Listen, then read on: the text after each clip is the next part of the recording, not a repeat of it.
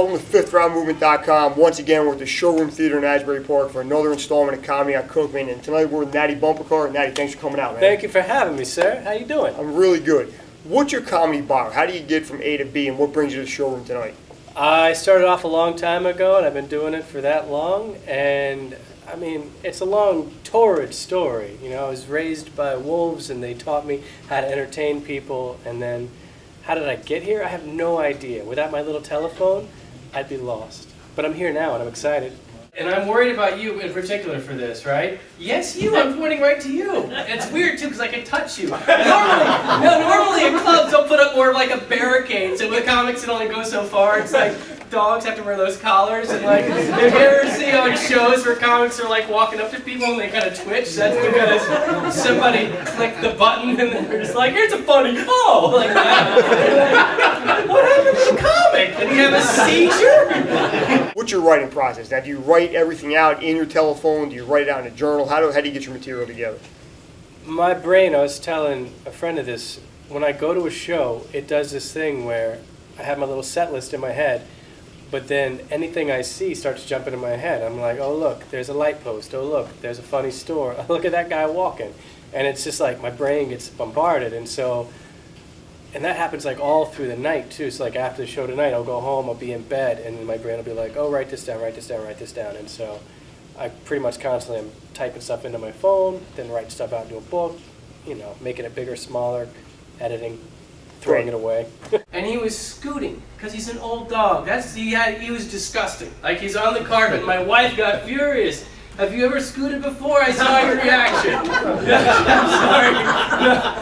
No. So he was, and my wife was like, you stop because he's my dog, even though we got him together. You stop your dog right now. He's ruining the carpet.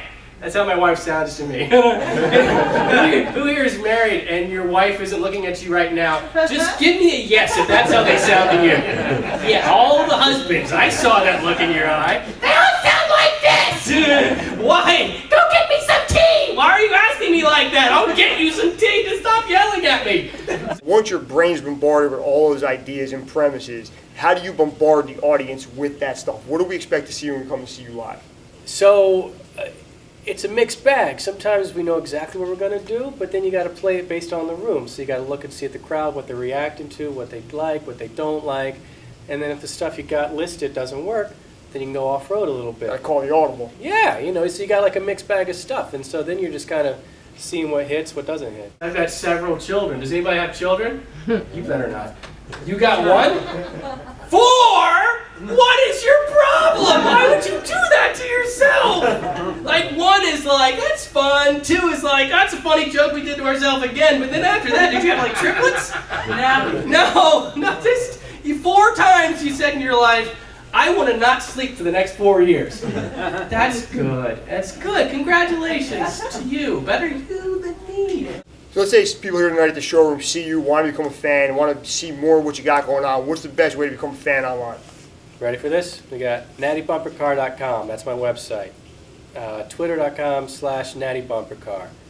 Facebook.com/official Natty Bumpercar fan page.